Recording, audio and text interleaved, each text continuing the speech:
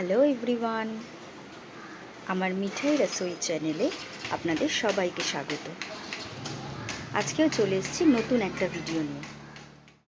আচ্ছা, এখানে 400 গ্রাম পনির নেওয়া হয়েছে। প্রথমে এই পনিরগুলোকে টুকরো টুকরো করে কেটে নিতে হবে।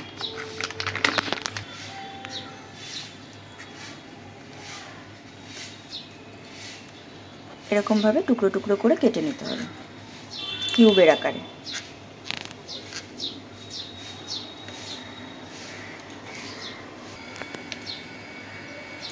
এখানে আমি একটু ডিজাইন করে কেটেছি, আপনারা চাইলে এভাবেও কাটতে পারেন, তা না হলে চৌকো করেও কাটতে পারেন।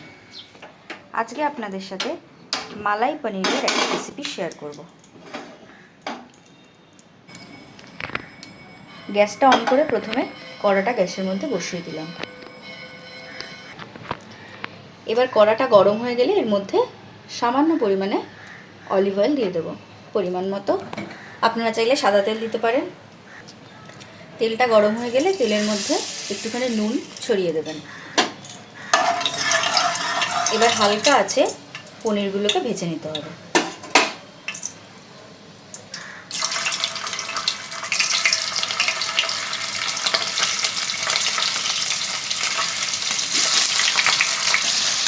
এরকম হালকা লাল লাল করে ভাজা হয়ে গেলে এরপর পনিরগুলোকে তুলে নিতে হবে। এবার পনিরগুলোকে তুলে নিলাম। এবার কড়াইতে বাকি যে তেলটা থাকবে ওই তেলটার মধ্যে ফোড়ন দিতে হবে এলাচ, লবঙ্গ, শুকনো লঙ্কা আর গোটা জিরে। এটাকে হালকা আছে একটু নাড়াচাড়া করে নিয়ে এর মধ্যে আদা আর কাঁচা লঙ্কা বাটা একসাথে পেস্ট করা আছে, এটা দিয়ে দিতে হবে।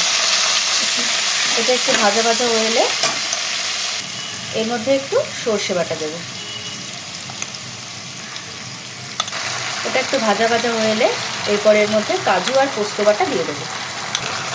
এটা একটু ভালো করে ভাজা ভাজা করে নিয়ে এরপর এর মধ্যে ফেটিয়ে রাখা টক দই দেবো। এবার একটু স্বাদ মতো নুন দিয়ে দেবো আর সামান্য পরিমাণে চিনি দিয়ে দেবো। এবার এর মধ্যে দিয়ে দেবো একটু ধনেপাতা বাটা। এরপর এর মধ্যে সামান্য পরিমাণে উষ্ণ একটু গরম জল দিয়ে দেবো। এবার এটাকে ভালো করে ফুটতে দিতে হবে।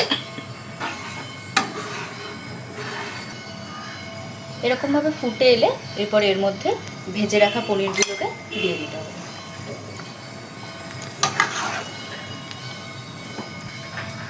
এবার গ্যাসের ফ্লেমটা একটু স্লো করে এটাকে 2 মিনিট ঢাকা দিয়ে রাখতে হবে। আচ্ছা, এটা ফোটানো হয়ে গেছে। এবার নামানোর আগে একটু ফ্রেশ ক্রিম ওপর থেকে ছড়িয়ে দেবো।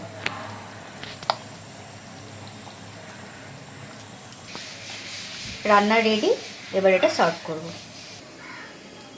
আমাদের মালাই পনির রেডি। এবার এটাকে গরম গরম সার্ভ করুন।